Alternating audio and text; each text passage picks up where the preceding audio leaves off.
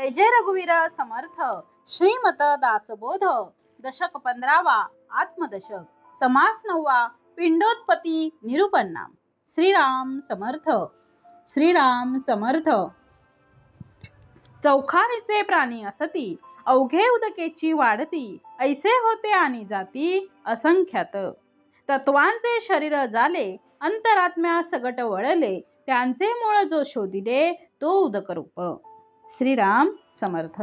श्री समर्थांनी दशक 15वा, ज्याचं नाव आहे आत्मदशक, आणि त्यामधील समास 9वा दिलेला आहे पिंडोत्पत्ती निरूपणा. पिंडोत्पत्ती. मग समर्थ म्हणतात आहे की चौखानीचे प्राणी असती. समास 9वा दिलेला आहे आणि त्यामध्ये म्हटलेला आहे चौखानीचे प्राणी असती, अवघे उदकेची वाढती, ऐसे होती आणि जाती असंख्यात. मग 4 खाणींचे जे प्रकार असतात, चौखानीचे म्हणजे 4 खाणी, मग 4 खाणींचे जे प्राणी असती, अवघे उदकेची वाढती, मग ते सर्व कसं आहेत, उदकाच्या योगानेच ते वाढतात आहे. आणि असे असंख्य प्राणी होतात, उपजतात आणि पुन्हा ते मरतात आहे. आणि म्हणून म्हटलंय अवघे उदकेची वाढती, ऐसे होती आणि जाती असंख्यात. मग समर्थ आता सांगत आहेत की चौखानीचे प्राणी असती, चौखानीचे प्राणी असती, अवघे उदकेची वाढती. मग श्री समर्थांनी आता याच्यामध्ये चौखानीचे मग 4 खाणी याच्यामध्ये दिलेल्या आहेत. आणि त्या खाणी आपण बऱ्याचदा त्यांचं स्पष्टीकरण आपण बघितलेलं आहे आणि त्याचा समर्थांनी उल्लेखही बऱ्याचदा केलेला आहे. 4 खाणी, 4 वाणी, 84 लक्ष जीवयोनी.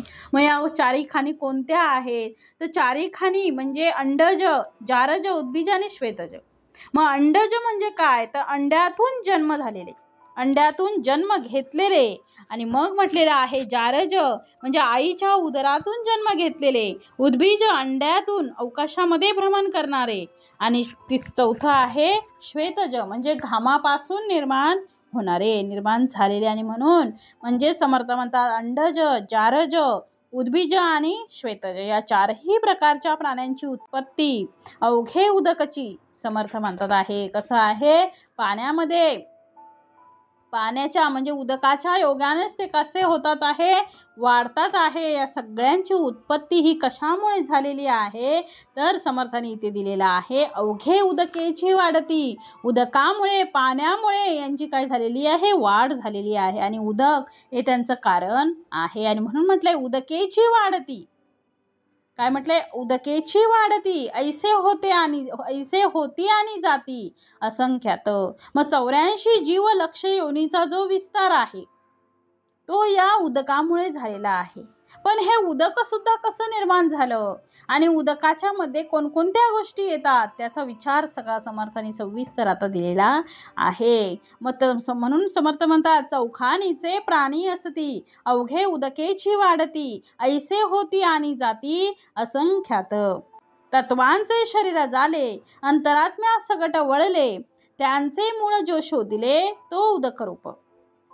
शरद काळींची शरीरे, पीळ पिळो झिरपती निरे, उभये रेते एकत्रे मिसळती रक्ती. म्हणजे तत्वांचे शरीर झालं. काय म्हटले, सर्व प्राण्यांचं शरीर हे अंतरात्म्यासह सगळं तत्वांचं झालेलं आहे. आणि त्यामुळे त्याचे मूळ शोधलं की समर्थ म्हणतात आहे हे कळून येतं की त्याचं मूळ काय आहे, उदकरूप. म्हणून इथे दिलेलं आहे तत्वांचे शरीर झाले, मग तत्वांचे शरीर झाले, अंतरात्म्या सगट वळले, अंतरात्म्या सकट सगळे तत्वांनीच झालेलं आहे. आणि त्यांचे मूळ जो शोधिले, मूळ त्यांचं शोधलं तर ते काय निघालं, काय कळून आलं, मूळ आपल्याला काय आहे हे कळलं, तर उदकरूप आहे.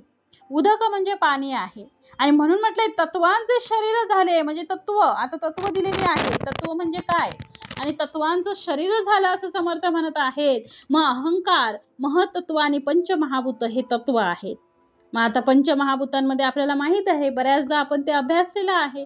आप, तेज, वायू, आकाश आणि पृथ्वी ही 5 आपल्याला समर्थांनी पंचमहाभूत सांगितलेली आहेत. आणि प्रत्येक भूतामध्ये समर्थ म्हणतात प्रत्येक भूतामध्ये दुसऱ्या भूताचा संचार आणि या सगळ्यांच्या मिश्रणातून हे शरीर निर्माण झालेलं आहे आणि शरीरामध्ये सगळ्या प्रकारची ही जी तत्व आहेत ती सगळी तत्व शरीरामध्ये सांगितलेली आहे, दिलेली आहे समर्थाने. आणि समर्थ म्हणतात आहे शरीर कसं झालेलं आहे तर तत्वांचं शरीर बनलेलं आहे.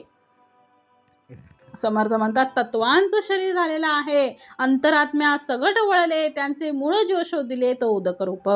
मग शेवटी त्यांचं उदकामध्ये रूपांतर आणि उदकापासूनच मग त्यांची निर्मिती झालेली आहे. आणि म्हणून समर्थाने इथे मानवी शरीराची उत्पत्ती कशी झाली याचा उल्लेख समर्थ आता आपल्याला याच्यात 3ऱ्या ओळीमध्ये करून देत आहेत. मग मानवी शरीर नेमकं झालं कसं, मानवी शरीराची उत्पत्ती झाली कशी ते समर्थाने आता इथे सांगितलेलं आहे. म्हणून समर्थ म्हणतात 3ऱ्या आणि 4थ्या ओळीमध्ये समर्थाने ते दिलेलं आहे.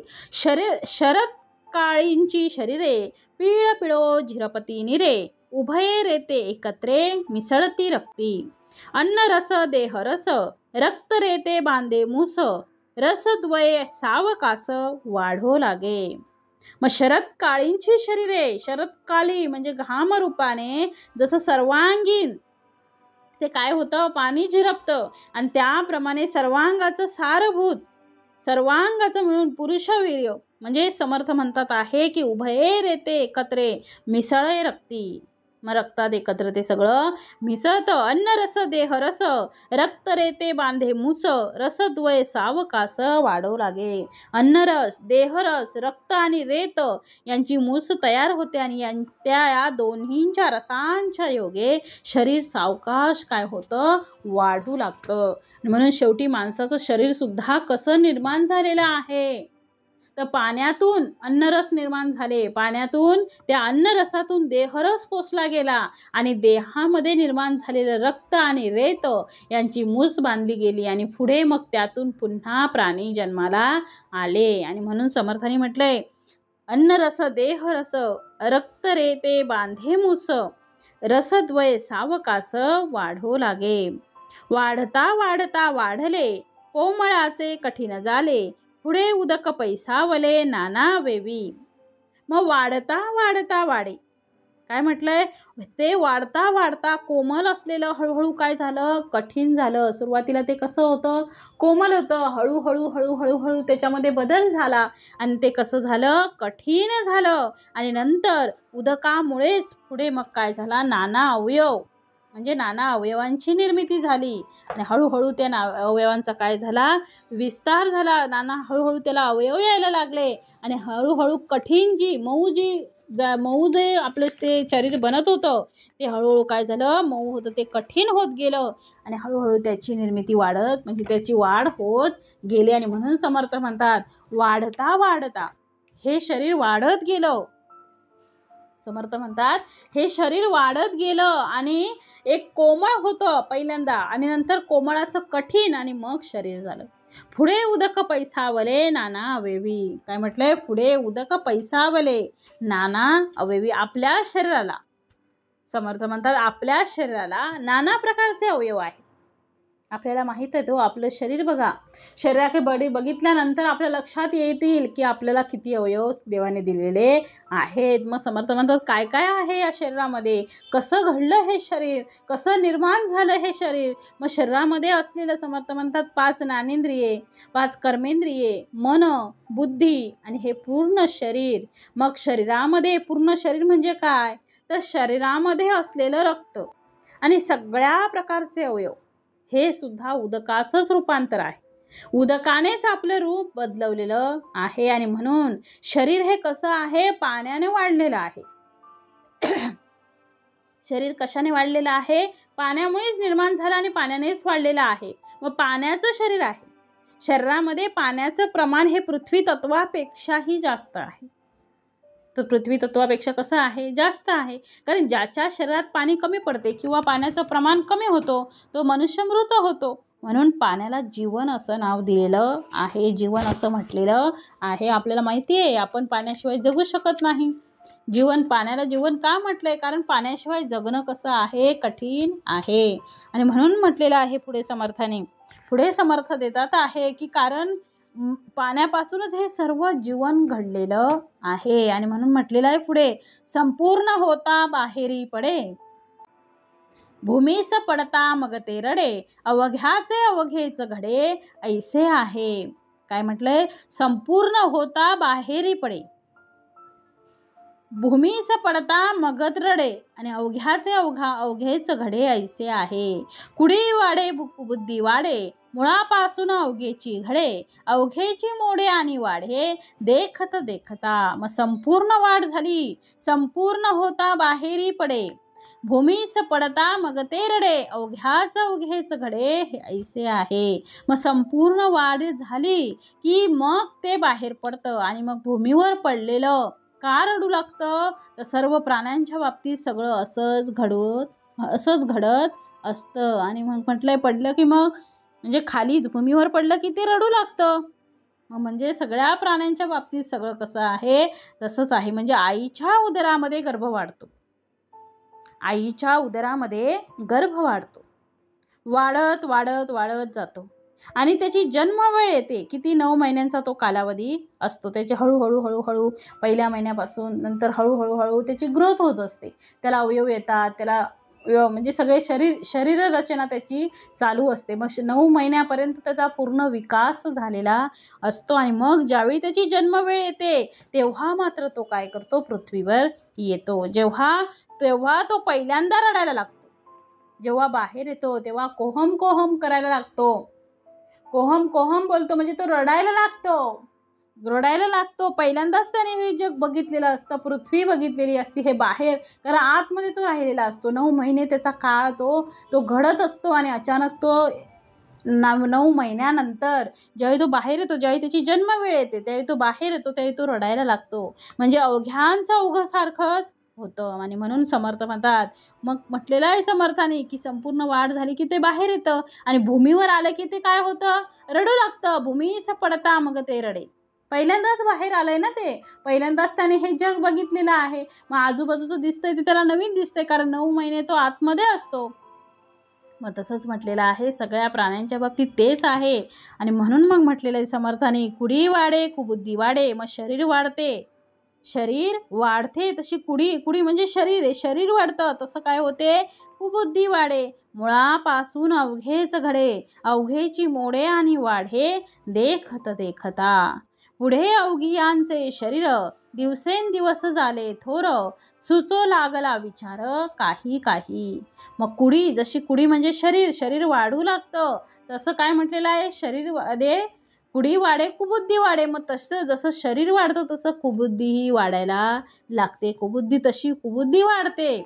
आणि मुळापासून अवघेच घडे, म्हणजे मुळापासूनच सगळं उत्पन्न होतं. आणि मग समर्थ म्हणतात, अवघेची मोडे आणि वाढे देखत देखता. सर्वच मोडतं आणि पाहता पाहता ते वाढतं. आणि म्हणून म्हटलेलं आहे समर्थाने, आपल्या डोळ्या देखतच ती कुडी म्हणजे ते शरीर हळूहळू वाढू लागतं. आपण बघितलंय पहिल्या महिन्यामध्ये कसं असतं बाळ, दुसऱ्या तिसऱ्या चौथ्या 5व्या 6व्या 7व्या 8व्या 9व्या नंतर तो वर्षाचा होतो. वर्षाचं झाल्यानंतर वर्षाच्या झाल्यानंतर ते बोलायला लागतं. हळूहळू आई बाबा काही काही शब्द बोलायला लागतात, हळूहळू जेवू लागतं, हळूहळू सगळा विकास त्याचा हळूहळू चालू असतो. मग ते जसं कुडी वाढायला लागते, जसं शरीर वाढायला लागतं, तसं हळूहळू लहान मूल कसं होतं? म्हणजे प्रत्येक त्याच्याकडे एक प्रोसेस हळूहळू त्याची घडत असते. मग पहिल्यांदा रांगू लागतं, मग भिंत धरून चालतं, मग चालणारं मूल आईचा हात धरून चालू लागतं. असं काय होतं? त्या मुलामध्ये हळूहळू वाढ होते. म्हणजे कुडी त्याची वाढू लागते, हळूहळू त्याची काय होते? वाढ होते. कारण त्याची कुडी वाढत जाते. जशी कुडी वाढते तशी त्याची बुद्धी सुद्धा वाढते. आणि म्हणून समर्थ म्हणतात, कुडी वाढे कुबुद्धी वाढे, मुळापासून अवघेची घडे, अवघेची मोडे आणि वाढे देखत देखता. मग शरीर वाढते आहे तशी बुद्धीही वाढते, पण ती सद्बुद्धी न वाढता ती कुबुद्धी वाढते. म्हणून समर्थाने तिथे म्हटलेलं आहे, कुडी वाढे कुबुद्धी वाढे. ते म्हटलं नाही कुडी वाढे सद्बुद्धी वाढे, नाही, कुडी वाढे कुबुद्धी वाढे. म्हणजे शरीर वाढतं आहे तशी बुद्धी वाढते, पण ती सद्बुद्धी न वाढता कुबुद्धी वाढत आहे. मग कुबुद्धी आहे ती झडली पाहिजे. कुबुद्धी आपली गेली पाहिजे, सद्बुद्धी आपल्याला आली पाहिजे. सद्बुद्धी आली तरच आपल्या जीवनाचं सार्थक होईल. कुबुद्धीने आपल्या जीवनाचं काही सार्थक होणार नाही. हा जो देह समर्थाने आपल्याला एवढ्या उत्तमाचा, 2 हात, 2 पाय, 2 डोळे, एवढे उत्तमाचे 2 कान, हे संपूर्ण शरीर एवढ्या उत्तमाचं दिलेलं आहे की देवाचे आपण सतत आभार मानावे की हे समर्था, तुम्ही एवढं चांगलं सुंदर शरीर मला दिलेलं आहे आणि त्यामुळे मी हे जग जे आहे ते उत्तमरित्या मी बघते आहे, चालते आहे, बोलते आहे, ते अनुभवते आहे, इथलं सुख मी अनुभवते आहे.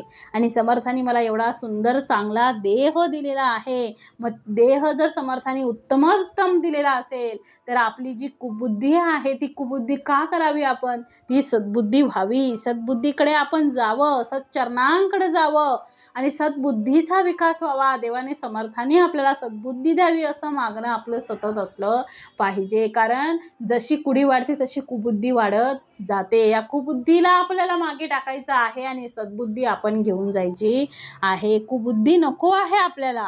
मग ही कुबुद्धी झडण्यासाठी कशाची गरज आहे हो? कुबुद्धी आपली कशी झडू शकते? कुबुद्धीपासून आपण कसे लांब जाऊ शकतो? तर कुबुद्धी आपल्यापासून आपल्यामध्ये येता कामा नये.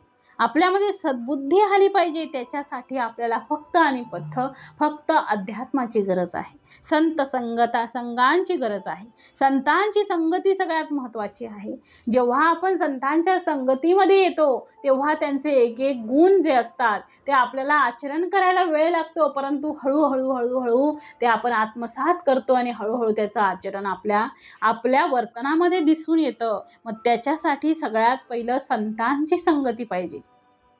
सदा सज्जना योग तुझा घडावा, तुझे कारणी देह माझा पडावा, उपेक्षू नको गुणवंतानंता, रघुनायका मागणे हेची आता. समर्थाने श्रीमनाच्या श्लोकांमध्ये सर्वात पहिल्यांदाच बोललेलं आहे, सदा सर्वदा योग तुझा घडावा. तुझा योग मला घडला पाहिजे. कारण एवढं चांगलं शरीर तू मला दिलेलं आहेस. एवढं चांगलं उत्तमाचं शरीर हे जणू काही ही माझी लॉटरी लागलेली आहे. देहरूपी लॉटरी मला जी लागलेली आहे ती तू मला बहाल केलेली आहेस. एवढं चांगलं उत्तमाचं शरीर दिलेलं आहेस. मग त्यासाठी मला माझं मन जे आहे ते संतांच्या संगतीमध्ये मला न्यायचं आहे. संतांच्या संगतीची मला गरज आहे. कारण कुबुद्धी झडण्यासाठी अभ्यासाची गरज आहे, उपासनेची गरज आहे, संतांच्या संगतीची गरज आहे. आणि त्यामुळेच आपल्याला सद्बुद्धी येऊ शकते. कारण मायेमध्ये जन्माला आलेला हा जो जीव आहे पुढे मायेतच तो अडकत जातो. याचा अर्थ याची कुबुद्धी वाढणे आहे, दुर्बुद्धी वाढणं आहे. या मायेलाच तो सत्यता मानून त्यामध्ये तो रमतो आहे. जो आला तो रमला, जो येतो तो इथे रमून जातो. भगवंताचं त्याचं विस्मरण होते. भगवंताचं विस्मरण होणे म्हणजेच काय आहे? कुबुद्धी आहे. मायेमध्ये अडकणे ही खरी कुबुद्धी आहे. मग समर्थांनी म्हटलंय की लहान असताना आईच्या उदरामध्ये असताना आपण सोहम सोहम करत होतो. म्हणजे परमेश्वराला आपण वचन दिलेलं की मी बाहेर येऊन तुझा जय जयकार करेन, तुझ्या चरणाशी लीन होईल, तुझाच नामाचा जय जयकार होईल. परंतु बाहेर आल्यानंतर कोहम कोहम, केव्हा मी बोललो? मी असं बोललोच नाही. कोहम कोहम म्हणतो म्हणजे कुडी वाढे कुबुद्धी वाढे सुरू झालं अगदी जन्मापासून. म्हणून समर्थ म्हणतात आहे की भगवंताचं स्मरण आपल्याला झालं पाहिजे. इथे आला तो मायेमध्ये रमतो आहे. मग मायेमध्ये आपल्याला किती रमलं पाहिजे, आपण मायेमध्ये किती रमावं हे ज्याचं त्याचं त्याला कळलं पाहिजे. मायेमध्ये अडकून काही फायदा नाही. काही विशिष्ट वेळासाठी काळासाठी ठीक आहे, तेवढ्या प्रोग्रामसाठी आपण नटून थटून तिथे जातो, ते सगळं समर्थ म्हणतात तिथला आनंद आपण लुटतो. परंतु नंतर काही वेळानंतर मग आपण घरी आल्यानंतर आपण पुन्हा भगवंताच्या स्मरणाला म्हणजे भगवंताचं स्मरण आपण करत राहिलं पाहिजे. सकाळी, दुपारी, संध्याकाळी अगदी आपल्याला वेळ मिळतो तेव्हा, दिवसभरात कधीही, पण आपल्या मुखातून मात्र त्या भगवंताचं स्मरण आपल्याकडून झालं पाहिजे. ज्या भगवंताने हे जे शरीर निर्माण केलेलं आहे, एवढ्या उत्तमाचं शरीर जे निर्माण केलेलं आहे, त्या भगवंताची उपासना, त्या भगवंताशी समर्थ म्हणतात आहे संतांची, भगवंताच्या संघाची आपल्याला गरज आहे. मग मायेमध्ये आलेला हा जीव हा पुढे मायेतच अडकत जातो. मायेमध्ये आलेला जीव मायेतच अडकत जातो आणि एवढा गुरफटतो की तो सगळ्याला विसरून फक्त माया आणि त्या मायेमध्येच तो अडकून राहतो आणि एक दिवशी मग हे जग सोडून जातो. म्हणजे जन्माला येऊन त्याने काय कमवलं? त्याने काहीच कमवलं नाही. फक्त मी आणि माझा करत राहिला आणि म्हणून भगवंताचं विस्मरण झालं त्याला. आता भगवंताचं विस्मरण होणं ही सगळ्यात मोठी कुबुद्धी आहे आणि हीच खरी कुबुद्धी आहे. मग मायेमध्ये अडकणं ही खरी कुबुद्धी आहे आणि म्हणून समर्थ म्हणतात, कुडी वाढते, शरीर वाढते, हळूहळू तो मायेत अडकत जातो आणि पहिलं तो फक्त आपल्या आईला आई म्हणतो.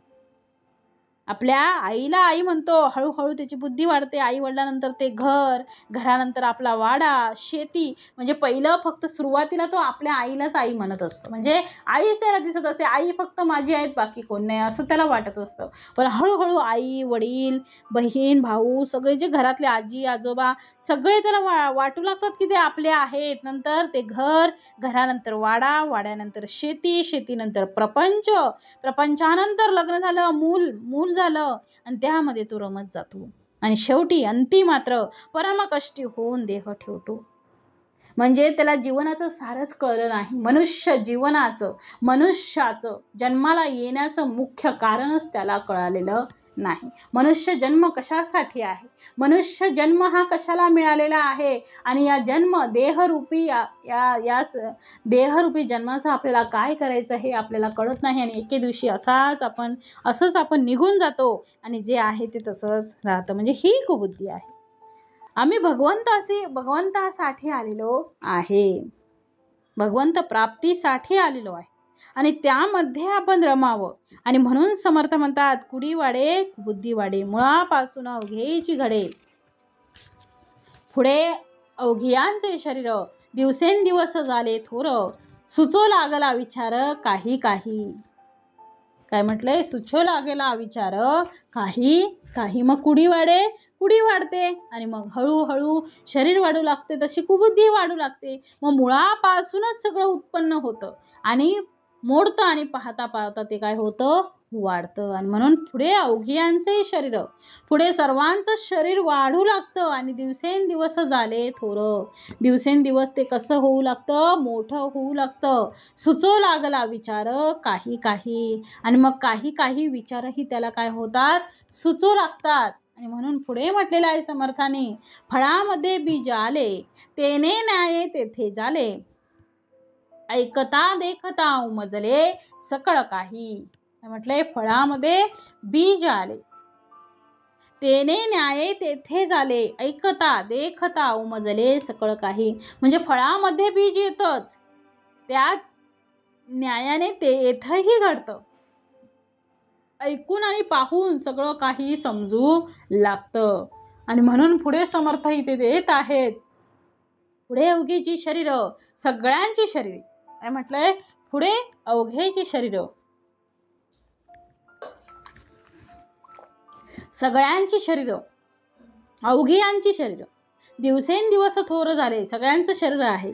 सुरुवातीला बालक म्हणून जन्माला येते आणि नंतर हळूहळू ते वाढत थोर होत जाते.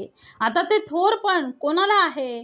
तर त्याच्यानुसार, जन्मानुसार वयाला थोरपण आम्ही दिलेलं आहे. आणि म्हणून समर्थ म्हणतात, फळामध्ये बीज आलं, याचा अर्थ ते झाड वाढलेलं आहे. फळामध्ये बीज आलं, तेने न्याय तेथे झाले, ऐकता देखता उमजले सकळ काही. मग हळूहळू हे आपल्याला कळावं. आणि म्हणून समर्थाने एक दृष्टांत दिलेला आहे. समर्थाने काय सांगितलं? एक दृष्टांत दिलाय बघा. बीज उदके अंकुरती, बीज उदके अंकुरती, उदक नसता उडून जाती, एके ठाई उदक माती होता बरे. म्हणजे आता समर्थाने दृष्टांत दिलेला आहे. काय तर बीजे असतात, फळामध्ये बीज येतं, त्याच न्यायाने येथेही घडतं. ऐकून आणि पाहून सगळं काही समजू लागतं. आणि पुढे बीज उदके अंकुरती, म्हणजे बीज असतात आणि ती उदकामुळे अंकुरतात. उदक म्हणजे पाणी, पाण्यामुळे त्यांना अंकुर फुटतो, बरोबर की नाही? पाणी आणि सूर्यप्रकाश मिळाला की त्यांना अंकुर फुटतो पाण्यामुळे. मग उदक मिळाले नाही तर ती काय होणार? नष्ट होणार, मरणार होती. जर पाणीच मिळालं नाही, अशी किती झाडं होतात बघा.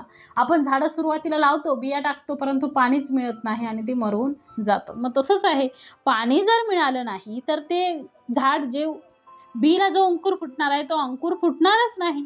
मग बीजांना माती आणि पाणी दोन्ही एकत्र प्राप्त झालं तर बरं. म्हणजे पाणी, नुसतं पाणी पण नाही, माती पण पाहिजे. नुसतं पाण्यात टाकणार आहात का? नाही, माती पाहिजे, पाणी पाहिजे, सगळं त्याला व्यवस्थित मिळालं पाहिजे तर त्याला अंकुर फुटणार. नाहीतर अंकुरही फुटणार नाही, ते जगणारही नाही आणि ते मरून जाईल. आणि म्हणून समर्थांनी म्हटलेलं आहे की समर्थ म्हणतात आहे, समर्थांनी सांगितलंय की अंकुर बीज उदके अंकुरती. त्याने उदाहरण दिलेलं आहे. दोन्ही बीज म्हणजे समर्थ म्हणतात आहे बीज उदके अंकुरती. ओल्या मातीच्या कुशीमध्ये, ओल्या मातीमध्ये, सुकी माती पण नाही, ओली माती, ओली माती घेतली आणि त्या ओली मातीच्या कुशीत ते बी पडल्यानंतर, ओल्या मातीमध्ये ती बी पडल्यानंतर ते बी मात्र अंकुरतं. म्हणजे माती आणि बीज यांच्या मिलनातून झाडाची उत्पत्ती होते. माती आणि काय पाहिजे? बीज. मग त्याला पाणी घातलं पाहिजे. त्या बीजाला सुद्धा अंकुर तेव्हा फुटतो की जेव्हा त्या मातीमध्ये पाणी असतं. म्हणजे नुसतं पाणी पाहिजे का? नुसतं माती पाहिजे का? का नुसतं बी पाहिजे? नाही, या तिघांना एकमेकांचा आधार आहे. एकमेकांशिवाय ते बनवू शकत नाही. मग त्याच्यासाठी माती पाहिजे, पाणी पाहिजे आणि बी सुद्धा पाहिजे. मग तेव्हा कुठे जाऊन बीजाला ते अंकुर फुटतो, जेव्हा त्या मातीमध्ये पाणी असतं. म्हणजे मुळाशी पाणी आणि आधाराला माती, याच्या माध्यमातून त्या बीला वृक्षामध्ये, मग ते हळूहळू त्या बीचं वृक्षामध्ये काय होतं? रूपांतर होतं. आणि म्हणून पुढे समर्थ म्हणतात, उदक नसता उडून जाती. उदक नसता उडून जाती म्हणजे उदक म्हणजे पाणी जर मिळालं नाही तर ते मरून जाणार. एके ठाई उदक माती होत जाती. काय म्हटलंय? एके ठाई. जर तिथे पाणी नसेल, माती नसेल, दोघातलं एकही नसेल तरी ते जगणार नाही. उदक नसता उडून जाती. उदक नसेल, पाणी नसेल झाडाला तर झाड वाळून जातं. मग माती कितीही चांगली वापरा, खत कितीही त्यामध्ये टाका, तरी सुद्धा ते कसं होईल? जळून जाईल. कारण त्याला पाणी मिळालंच नाही. पाणी नसेल तर खत टाकून, माती टाकून काही उपयोग नाही. आणि म्हणून म्हटलंय पुढे समर्थांनी, एके ठाई उदक माती होता बरे. म्हणजे एके ठाई उदक आणि माती, बीजांना माती आणि पाणी दोन्ही एकत्र प्राप्त झालं की मग ते झाडाला काय होतं? बीला ते अंकुर फुटतो. आणि म्हणून पुढे म्हटलंय समर्थांनी, दोहीमध्ये असता बीज, दोहीमध्ये असता बीज, कोण दोघं? तर पाणी आणि माती. पाणी आणि माती या दोन्हींच्या संयोगाने भिजून मग बीजाला सहजच अंकुर फुटतो. नुसतं पण ठेवून नाही, भिजून. ज्यावेळी तिला पाणी भेटतं ते भिजतं, मग ते हळू ओला होतं, ओली माती भेटते, मग सहजच अंकुर फुटतो. मग वाढता वाढता पुढे ते उदंड वाढ होती त्याची. वाढता वाढता कसं हळूहळू ते खूप वाढत जातं. आणि म्हणून म्हटलेलं आहे समर्थाने की पाणी आणि माती यांच्यामध्ये जर बीज असेल, मग मात्र त्याला पाणी आणि माती चांगली मिळाल्यामुळे त्या बीला वाढण्यासाठी संधी मिळते. आणि पुढे काय? तर आनंदच आहे. तो आनंद कसा? तर समर्थ म्हणतात, आनंद म्हणजे त्याची वाढ होते. आणि म्हणून पुढे म्हटलंय, इकडे मुळ्या धावा घेती, तिकडे अग्रे हेलावती, आनंदचे आनंद झाला. म्हणजे इकडे मुळ्या धावा घेती, तिकडे अग्रे हेलावती, मुळे अग्रे द्विधा होती बीजापासून. म्हणजे समर्थ म्हणतात, इकडे मुळ्या धावा घेती, इकडे मूळ जी आहे ती जमिनीकडे धाव घेतात. म्हणजे त्यांना पाणी, पुरेसं पाणी मिळालं, जमीन चांगली मिळाली, खत मिळालं की हळूहळू ते काय होतात? मुळं ती जमिनीकडे धाव घेतात. आणि तिकडे काय होतं? अग्रे पाण्याने डोलू लागतात. अग्रे म्हणजे झाडाची पानं हळूहळू डोलू लागतात. एकीकडे मुळं, एकीकडे अग्रे, असे बीजापासून विभागली जातात. आणि म्हणून पुढे म्हटलंय समर्थाने की इकडे मुळ्या धावा घेती, तिकडे अग्रे हेलावती, पुढे अग्रे द्विधा होती बीजापासून. आणि म्हणून मग समर्थांनी पुढे दिलेला आहे, मुळ्या चालली पाताळी, अग्रे धावती अंतराळी, नानापत्री पुष्पी फळी लगडली झाले. मग मुळ्या खाली पाताळाकडे जातात, अग्रे आकाशाकडे जातात. आणि नाना पाने, फुले आणि फळे यांनी ते झाड लगडून जातं. म्हणजे ते झाड फुलून बहरून येतं. मुळे खाली जातात जमिनीमध्ये, वरती काय होतं, खोडासकट वरचा भाग जो आहे तो वरती, पुन्हा फुलं पानं फळं सगळं काही वरती बहरून येतं, वेली ज्या आहेत त्या बहरून येतात, त्यांना नंतर हळूहळू फळं लागतात आणि ती झाडं आनंदाने डोलू लागतात. म्हणजे सगळं काही त्यांना व्यवस्थित उत्तमरित्या भेटलं तर त्यांची वाढही हळूहळू चांगली होते. आणि म्हणून म्हटलंय बीजापासून पुढे मूळ आणि अग्र दोन्ही वाढतात. एका बाजूला मुळं, दुसऱ्या बाजूला बीज वाढत जातं आणि मग हळूहळू काय होतं, मुळ्यात चालिल्या पाताळी अग्रे धावती अंतराळी, नानापत्री पुष्पी फळी लगडली झाडे. एका बाजूला मुळ्या वाढत जातात, दुसऱ्या बाजूला अंतराळामध्ये म्हणजे आकाशामध्ये झाडं वाढतात. नाना पानं फुलं फळं सगळी झाडाने ते झाड लगडून जातं आणि अशा प्रकारे झाडांना पुढे जातात. म्हणजे पुढं पानं येतात, पुष्प येतात, फुलं येतात, फळं येतात. अशा प्रकारे झाडांचा विस्तार होत जातो. आणि पुढे मग समर्थ म्हणतात आहे, फळांवडील सुमने सुमनांवडील पाने, पानावडील अनुसंधाने काष्टे अवघी, काष्टावडील मुळ्या बारीक, मुळ्यांवडील ते उदक, उदक आळोन कौतुक भूमंडळाचे. मग आता समर्थ म्हणतात की फळांच्या पूर्वी फुलं येतात. काय म्हटलंय, फळांच्या पूर्वी काय येतात, फुलं येतात. बरोबर, फुल आलं की त्याला नंतर फळ येणार, फुल आलं तर त्याला फळ येतं. मग फुलांच्या आधी पानं येतात. बघा, पहिलं फळ येतं का नाही, पहिलं फुल येतं का नाही, पहिलं पानं येतात, पानानंतर फुलं येतात आणि फुलानंतर मग काय होतात तर फळं येतात. मग पानांच्या पेक्षा वडील म्हणजे आधी सर्व लाकडे उत्पन्न होतात. बरोबर की नाही, त्यांच्या फांद्या तयार होतात पहिल्या. म्हणून म्हटलंय फळावडील सुमने सुमनावडील पाने, पानावडील अनुसंधाने काष्टे अवघी. मग काष्टापूर्वी काय पुढे म्हटलंय, मुळ्या. काष्टापूर्वी लाकडापूर्वी काय येतात, मुळ्या येतात, मुळं येतात. अगदी बारीक अशा उत्पन्न झालेल्या असतात त्या. आणि मुळ्यांपेक्षा उदक म्हणजे वडील म्हणजे श्रेष्ठ आहे, कारण उदक आळूनच या पृथ्वीवरील सर्व प्राणी पदार्थ उत्पन्न होत असतात. उदकामुळे सगळ्यांची निर्मिती आहे. आणि म्हणून समर्थाने इथे म्हटलं आहे की समर्थाने इथे सांगितले कोणापेक्षा काय मोठा आहे, कोण आधी आहे, कोणापेक्षा काय मोठं याचा उल्लेख केलेला आहे. मग फळावडील सुमने, फळाच्या पेक्षा फूल मोठं आहे, कारण पहिले फूल जन्माला येतं. सुमनावडील पाने म्हणजे सुमनांच्या आधी, सुमन म्हणजे फुलं, फुलांच्या आधी पानं येतात. मग झाडाची पानं होती, आता पाने आहेत, आता त्यांचे वडील कोण, तर पानावडील अनुसंधाने काष्टे अवघी. मग पान आधी जन्माला येत नाही, आधी काष्ट म्हणजे लाकूड जन्माला येतं. आणि या लाकडानंतर लाकडाच्या आधी काय आहे, तर आधी मूळ आहे, कारण बी पासून पहिलं मूळ धरतं आणि नंतर त्याला खोड येतं. आणि म्हणून म्हटलंय काष्टावडील मुळ्या बारीक. आता पुढे म्हणतात आहे मुळ्यावडील उदक. मुळं सुद्धा जन्मण्यासाठी त्याला कारण काय आहे, पाणी आहे. पाणी जर नसेल तर मूळ सुद्धा वाढणार नाही. कशी वाढ होणार हो, वाढच होऊ शकत नाही. म्हणून म्हटलंय उदक आळोन कौतुक. आता पुढे उदक शेवटी ते सुकते आणि त्यातून मग भूमंडळ म्हणजे पृथ्वीची निर्मिती होते. याची ऐसी आहे प्रचिती, तेव्हा सकळा वडील जगती, जगती वडील मूर्ती आपो नारायणाची.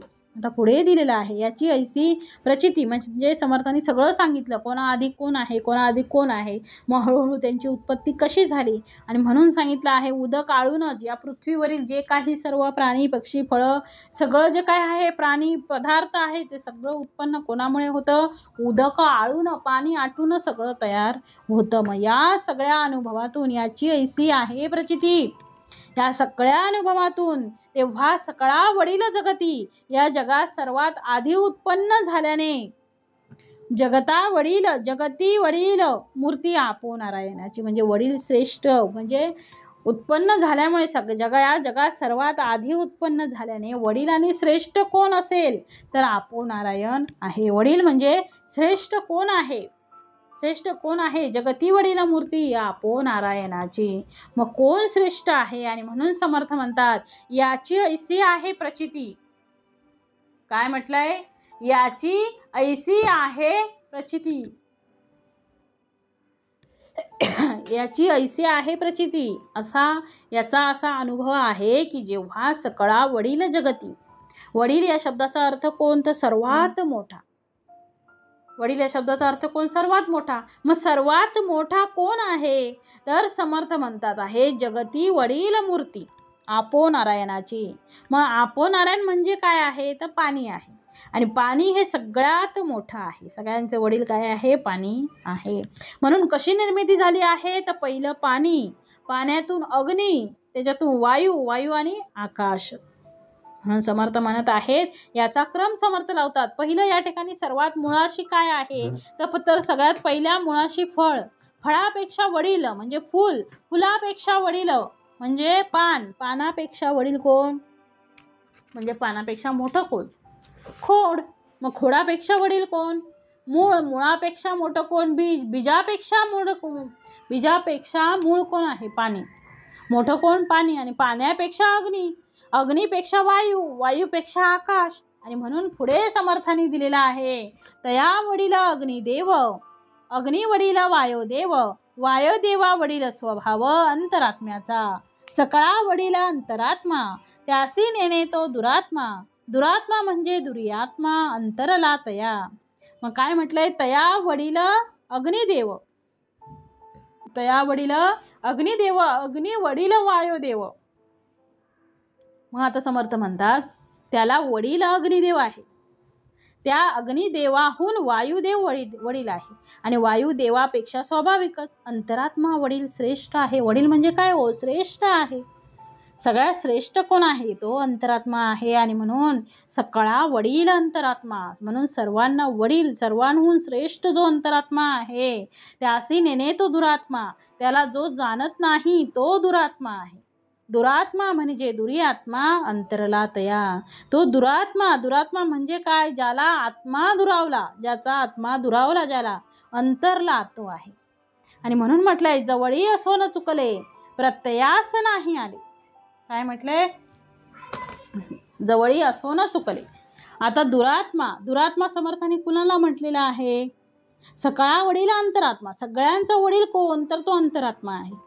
मग त्यासी नेणे तो दुरात्मा, दुरात्मा म्हणजे दुर्यात्मा अंतरला तया. मग दुरात्मा समर्थाने कुणाला म्हटलंय, की जो भगवंतापासून अंतरला आहे, जो या परमेश्वराला ओळखत नाही तो दुरात्मा आहे.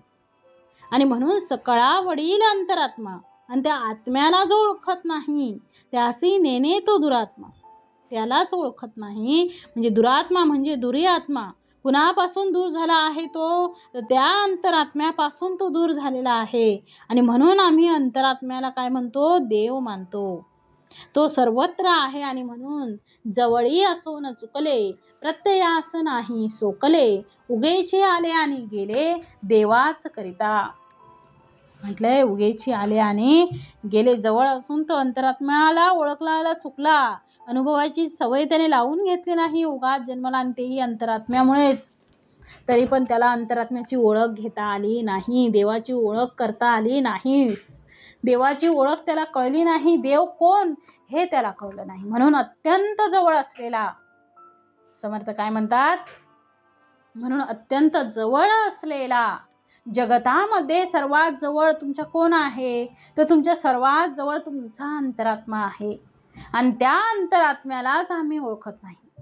आम्ही जगताच्या उत्पत्तीचा, स्थितीचा, लयाचा विचार करतो, देव निर्माण कसा झाला त्याचा विचार करतो, पृथ्वी उत्पत्ती कशी झाली त्याचा विचार करतो, पहिलं कोण जन्माला आलं याचा विचार करतो. परंतु हे सर्व विचार करणारा जो भगवंत आहे, हे सगळं जो विचार करणारा, कोणी विचार केला, हा विचार करणारा कोण आहे, मग हा सगळं विचार करणारा समर्थ म्हणतात जो भगवंत आहे, तो तुमच्या अंतरी बसलेला आहे, तो अंतरात्मा. आणि म्हणून त्या अंतरात्म्याला जाणा, त्या अंतरात्म्याला ओळखण्याची गोडी ठेवा, आणि ती गोडीच माणसाला नाही. आणि म्हणून भगवंत माणसाला प्राप्त होत नाही. आणि म्हणून समर्थ इथे म्हणतात, म्हणून भगवंत माणसाला प्राप्त का नाही, तर माणसाला गोडी कशाची आहे, गोडी बाहेरच्या जगाशी आहे हो, आपल्या अंतरात्म्याशी गोडी नाही आहे. आपल्या अंतरात्म्याला काय पाहिजे, दुसऱ्याच्या मनासी लागेल धक्का, ऐसी वर्तणूक करू नका. मग अंतरात्मा शेवटी त्याच्यामध्ये आपल्यामध्ये एकच आहे.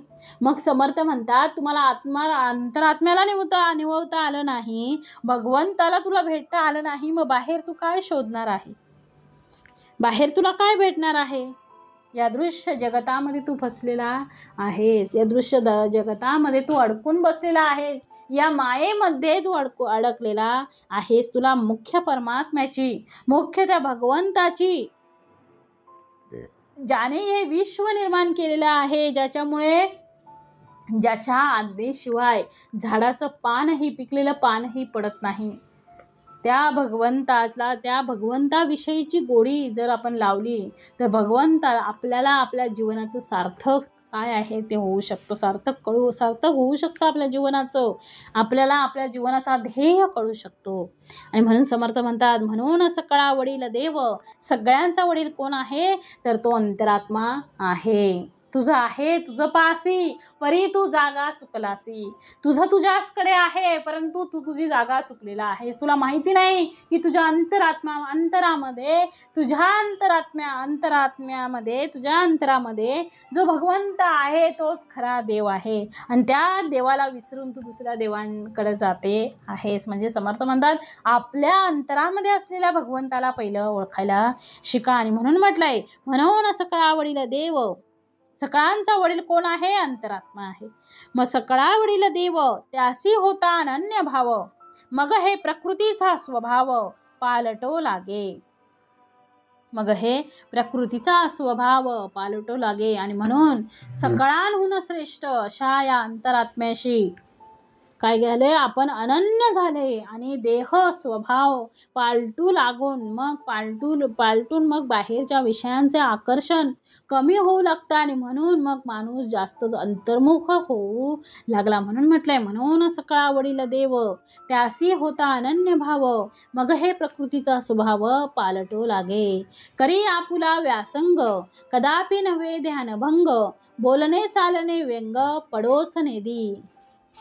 जो वडिली निर्माण केले, ते पाहिले, काय वडिली केले, किती पाहावे.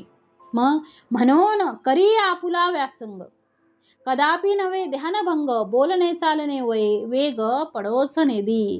म्हणजे आपला जो व्यासंग आहे, व्यवसाय असेल तो करावा, पण ध्यानाभ्यास कधी खंडित होऊ देऊ नये.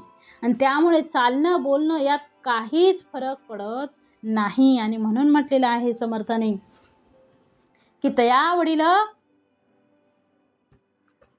पुढे समर्थाने दिलेलं आहे, जवळी असून म्हणून सकळा वडील देव. म्हणून सगळ्यांपेक्षा श्रेष्ठ कोण देव आहे? आपल्याला माहित आहे, आपला अंतरात्मा आहे. मग सगळ्या गोष्टी कळू लागतात जेव्हा माणूस अंतरात्म्याला जाणतो, तेव्हाच काय होतं? सगळ्या गोष्टी त्याला कळू लागतात. मग माणूस अंतरात्म्याला जाणतो तेव्हा त्याला कळतो, तो सगळ्यांना जाणतो. आणि म्हणून अंतरात्मा जाणला पाहिजे. तो जवळ आहे, परंतु आपण प्रत्ययास नाही सोकले. मग सोकले याचा अर्थ आपण म्हणतो ना, जनावर ते हिरवं गवत खायला लागलं की ते वाळलेल्या गवताला तोंड लावत नाही. याचं कारण काय? तर आपण म्हणतो ते जनावर त्या गवतावर आता सोकलंय, आता ते जनावराला हिरव्या गवताचीच गोडी लागलेली आहे. म्हणून समर्थ म्हणतात, तशा प्रकारे प्रत्ययास सोकले पाहिजे. समर्थ म्हणतात, प्रत्ययास नाही सोकले म्हणजे आम्ही सोकत नाही, आणि म्हणून आम्हाला आमचा अनन्य भाव होत नाही. अंतरात्म्याची गोडी निर्माण करा. या जगतामध्ये दिसणारं सगळं, चरित असणारं सगळे प्राणी मात्र त्यांच्या अंतरी तो अंतरात्मा आहे. आणि तो अंतरात्मा म्हणजे भगवंत आहे. बाकी सगळा जो पसारा आहे, पंचभूतिक महाभूतिक जो पसारा आहे, तो सगळा त्या वरचा आवरण आहे. आणि त्या आवरणाला आम्ही मानतो आहे. आवरणाची गोडी लावतो, पण त्या आवरणापेक्षा त्या त्याचं आवरण बाजूला करा, आवरणाचं अनावरण करा. जशी एखादी मूर्ती असेल, त्या मूर्तीचं आपण अनावरण करतो, पुस्तकाचं अनावरण जसं करतो, वरचं कवर काढून टाकतात आणि अंतरात्मा शोधतात, तसं ते अंतरात्मा शोधण्यासाठी वरचं जे आवरण आहे ते काढून टाका, ते अनावरण करा आणि अंतरात्म्याची गोडी लावा. त्यामध्ये ते सगळं आहे. मग ते तुम्हाला सगळं कळू लागेल. आणि म्हणून समर्थांनी पुढे दिलेला आहे. म्हणजे समर्थ या समासामध्ये काय सांगतात आहे, तर विशेषतः परमेश्वर रूप कुठे आहे, परमेश्वराचं रूप कुठे आहे, परमेश्वर साक्षात परमेश्वर कुठे आहे, तर जेथे चैतन्य आहे तेथे परमेश्वर आहे असं समर्थ म्हणतात आहे. आणि म्हणून पुढे दिलेलं आहे समर्थाने, करी आपुला व्यासंग कदापि नव्हे ध्यानभंग, बोलणे चालणे व्यंग पडोच नेदी, जे वडिली निर्माण केले ते पाहिजे पाहिले, काये काये वडिली केले किती पहावे. म्हणजे जे वडिलांनी निर्माण केलं असेल ते पाहिलंच पाहिजे, पण वडिलांनी काय काय केलं ते किती म्हणून पाहावं. तर तो वडील जेथे चेतला, तो वडील जेथे चेतला ते तोची भाग्य पुरुष झाला, अल्पचेतने तयाला अल्पभाग्य. मग तो अंतरात्मा जेथे जागृत होतो, तो अंतरात्मा जेथे जागृत होतो तोच पुरुष कसा असतो, भाग्यवान ठरतो. तोच पुरुष कसा होतो, भाग्यवान होतो. आणि म्हणून मग पुढे दिलेला आहे समर्थाने की भाग्यवान जे वडिली निर्माण केले ते पाहिजे पाहिले, काये काये वडील केले किती पहावे. काय काय केलं वडिलांनी किती म्हणून ते पाहावं, किती म्हणून ते बघावं, किती म्हणून ते ऐकावं. मग वडील कोण आहे, अंतरात्मा आपला सगळ्यात श्रेष्ठ आहे. त्या अंतरात्म्याला विसरून कसं चालेल, त्या अंतरात्म्याशी आपल्याला एकरूप झालं पाहिजे, त्या अंतरात्म्याला ओळखलं पाहिजे. म्हणजे देव इकडे तिकडे कुठेच नाही, आपल्या अंतरामध्ये आहे, त्या अंतरात्म्याला आपण ओळखलं पाहिजे. आणि म्हणून म्हटलंय अल्पचेतने तयाला अल्पभाग्य. तो अंतरात्मा जेथे जागृत होतो तो पुरुष भाग्यवान ठरतो. आणि जो थोडासाच अंतरात्म्याला जाणतो त्याचा थोडासाच कसा होतो, त्याचा अल्पभाग्य, त्याला थोडासाच लाभ होतो. आणि म्हणून म्हटलंय तया नारायणाला मनी अखंड आठवावे ध्यानी, मग ते लक्ष्मी तयापासून जाईल कोठे. मग त्याला ध्यानी मनी अखंड आठवावे, त्या परमेश्वराला ध्यानी मनी अखंड आठवावे. आणि मग त्याचीच केलेली म्हणजे समर्थ म्हणतात आहे, मग ते लक्ष्मी तयापासून, त्याची केलेली लक्ष्मी त्याच्यापासून दूर जाईल तरी कुठे कुठे दूर जाणार आहे, नाही जाणार. तो जिथं नारायण जिथं आहे तिथंच लक्ष्मी असणार आहे. मग नारायण असे विश्वी त्याची पूजा करीत जावी, या कारणे तोषवावी कोणीतरी काया. म्हणजे नारायणाला आपण धरून चाललं पाहिजे, विश्वात भरून राहिलेला आहे, नारायण करून उरलेला आहे. मग त्याची पूजा नित्यनेमी करावी. आणि त्यासाठी कोणाचीही का होईना काया लागते. मग समर्थ म्हणतात देहाची सेवा, म्हणजे देहाची कोणाच्या तरी देह संतोष व्हावे, मग देह तोष व्हावा म्हणजे कोणीतरी काया.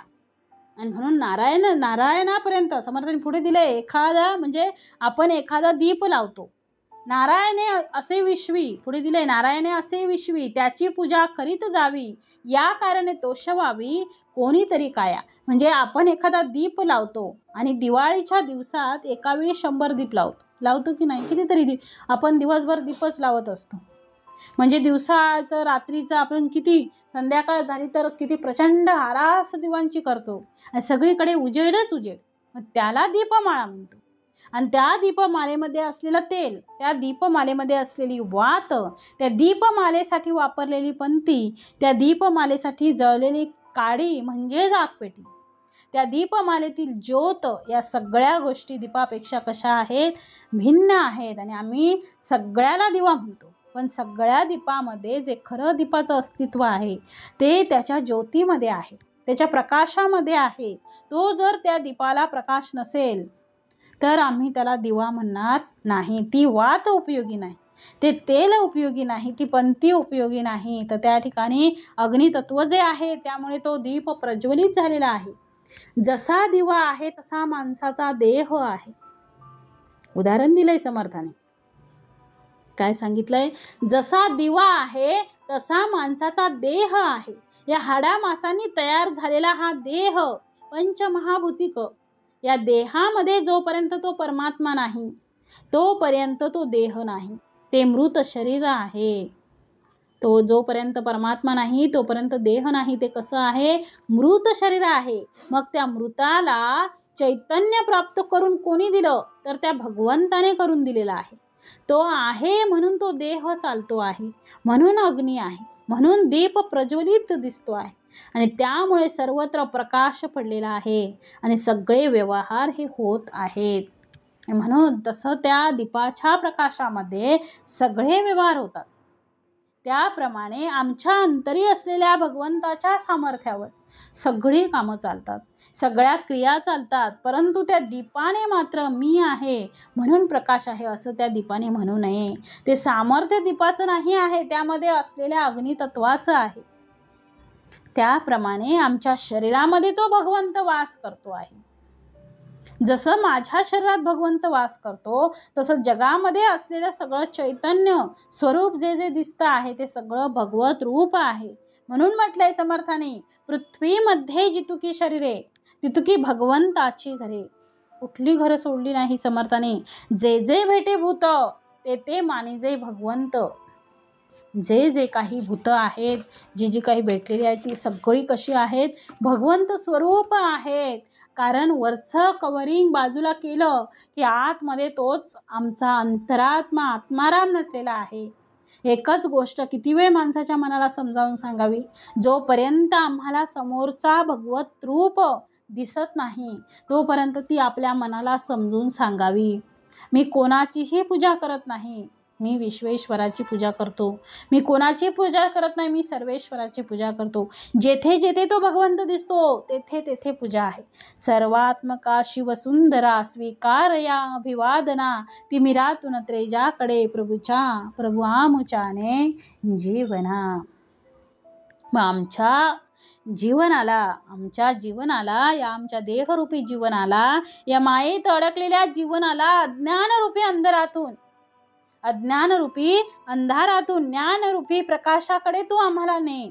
आणि तो सर्वात वास करतो आहे, सर्वात तू वसतो आहेस.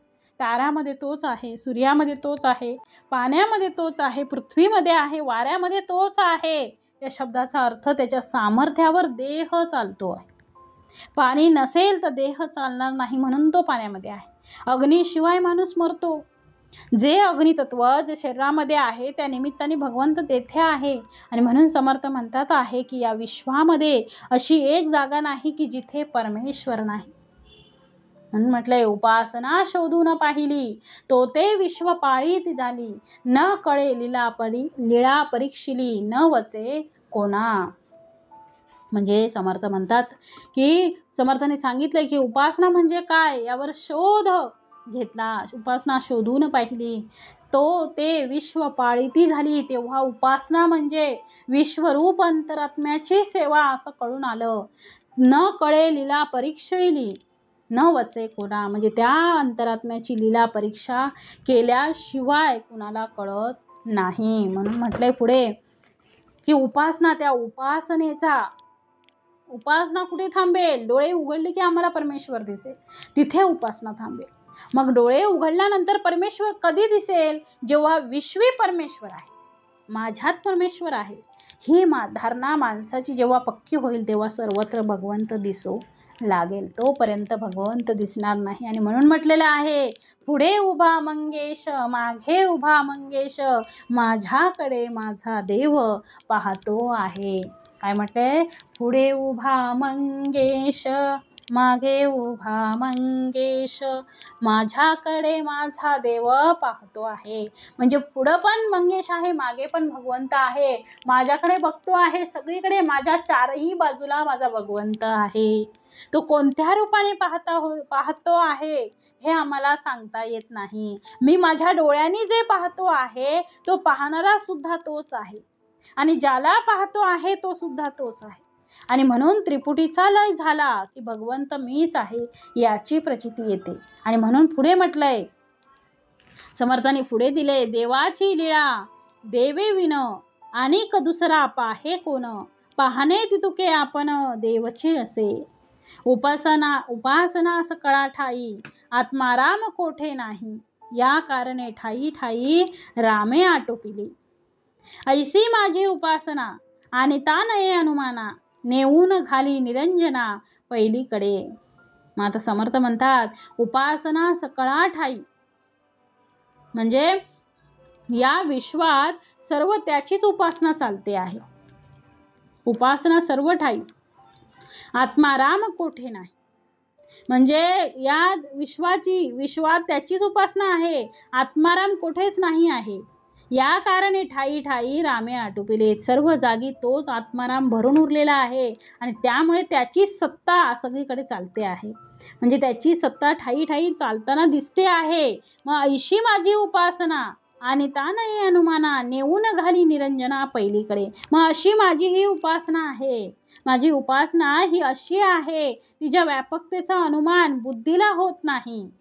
मग तिच्या ऐसे साधक निरंजनाच्याही पलीकडे जाऊन तिच्या योगे पोचतो आहे. आणि म्हणून म्हटलंय, देवाची लीळा देवे विन अनेक दुसरा पाहे कोण, पाहणे तुके आपण देवची असे. मग काय देवाची लीला पाहावी, कोणी पाहावी? अहो देवाची लीला देवाशिवाय कोणाला कळायची नाही. तुम्हा आम्हाला काय कळणार? जेव्हा आपल्याला देवपण येईल तेव्हा लक्षात येईल की मी बोलत नाही, मज बोलवितो विश्वंबर. काय आहे? मज बोलवितो विश्वंबर. मी बोलत नाही, माझा भगवंत मला बोलवून घेतो आहे. बोलणारा मी नाहीच आहे. मी फक्त एक, समर्थांनी म्हटलंय, आपण फक्त देह मात्र, म्हणजे फक्त ती कृती करण्यासाठी आपण आहे, निमित्त मात्र आपण आहोत. करणारा बोलविता धनी वेगळाची, म्हणजे विश्वंबरा, माझं बोलवितो विश्वंबरा. मी पाहत नाही, मला भगवंत दाखवतो आहे. मी ऐकत नाही, मला भगवंत ऐकवत आहे. आणि म्हणून या जीवाला शिवत्व प्राप्त होणं, या शब्दाचाच अर्थ असा आहे की माया बाजूला टाकणं. आणि या आवरणाला मी म्हणू नका.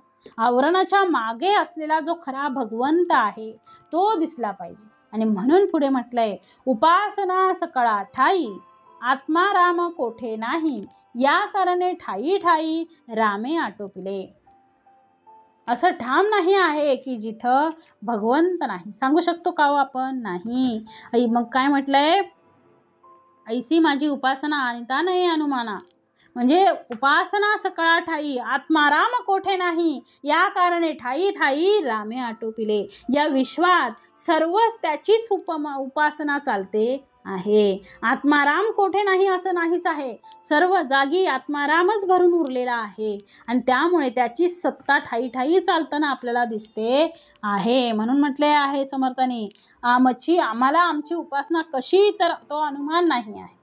आणि ता नाही अनुमाना, ती उपासना अशी आहे की त्याचा अनुमान करता येत नाही, त्याचा अंदाज करता येत नाही, त्याचा अंतर्क लावता येत नाही. म्हणून अनुमानापेक्षा अनुभवाला महत्त्व आहे. आणि म्हणून समर्थ म्हणतात, तुम्ही अनुभव घ्या, म्हणजे तुम्हाला काय कळेल? तुम्हाला तर नेऊन घाली निरंजना. काय सांगितलंय? नेऊन घाली निरंजना. निरंजन म्हणजे भगवंत, त्यामध्ये अंजन शब्द आलेला. अंजन म्हणजे माया. निरंजन भगवंत म्हणजे माया टाकली की त्यात शिल्लक राहिलेला निरंजन. म्हणून समर्थ म्हणतात, अशा माया रहित असलेल्या भगवंताला निरंजन म्हणतात. दुसरं अंजन म्हणजे काजळ सुद्धा आहे. अंजनाचा अर्थ त्याच्यामध्ये आहे विमल ब्रह्म. जिथे पूर्ण शुद्ध तत्व आहे त्याला विमळ ब्रह्म म्हटलेलं आहे. ते विमळ ब्रह्म म्हणजे निरंजन आहे. मग देवाकरिता कर्मे चालती, देवाकरिता उपासक होती, देवाकरिता ज्ञानी असती किती एक. आणि म्हणून देवाकरिता कर्मे चालती. खरंच आहे ना, आमची जेवढी कर्म आम्ही करतो आहे तो करणारा कोण आहे असा प्रश्न विचारल्यानंतर आपण मी पण बाजूला ठेवलं की आपल्या लक्षात येईल की हे सगळं करणारा, ऐकणाराही तोच आहे, बोलणाराही तोच आहे, बोलवणाराही तोच आहे. आणि म्हणून श्रोता वक्ता श्रीराम समर्थ. श्रोताही श्रीराम आहेत, वक्ताही श्रीराम आहेत, ऐकणारेही श्रीराम आहेत, सांगणारेही श्रीरामच आहेत. आणि म्हणून कर्मे जी चालतात, जगाच्या पाठीवरची सगळी कर्म, ते कर्म त्याचं अधिष्ठान भगवंत आहे. हे ज्याला कळलं त्याच्या अंतःकरणामध्ये अहंकाराचा लवलेशही राहत नाही. आणि म्हणून समर्थ म्हणतात, सगळी कर्मे चालतात. देवाकरिता उपासक होती, उपासना करणारे सुद्धा तेच आहेत आणि उपासक हे तेच आहेत. आणि समर्थाने पुढे दिलेला आहे की जो आत्मा आहे तेच श्रीराम आहे. तुझं आहे तुझं पासी, परी तू जागा चुकलासी. जागा चुकणं म्हणजे मी जिथे पाहायला पाहिजे तिथे पाहत नाही, भलतीकडेच लक्ष देतो आहे. वस्तू माझी इथेच हरवली आहे पण मी दुसऱ्या खोलीत शोधते आहे. म्हणजे तुझा आहे तुझं पासी, परी तू जागा चुकलासी. म्हणून तुम्ही जे हरवलं आहे आणि जिथे हरवलं आहे तिथेच शोधलं पाहिजे हो. म्हणून देवाकरिता ज्ञानी असती. प्रत्येक लोक कर्म करतात, शेवटी ते कर्म भगवंताच्या अधिष्ठानावर आहे, भगवंतच करणारा आहे. आणि म्हणून म्हटलंय देवाची बोलिता समजते, नाना शास्त्रे नाना मते, नाना शास्त्रे नाना मते, देवची बोलिला समजते, नेमका नेमक व्यस्ता व्यस्ते कर्मानुसार. नाना शास्त्र नाना मत, देव म्हणजे अंतरात्म्या पलीकडे सर्व काही केलं आहे.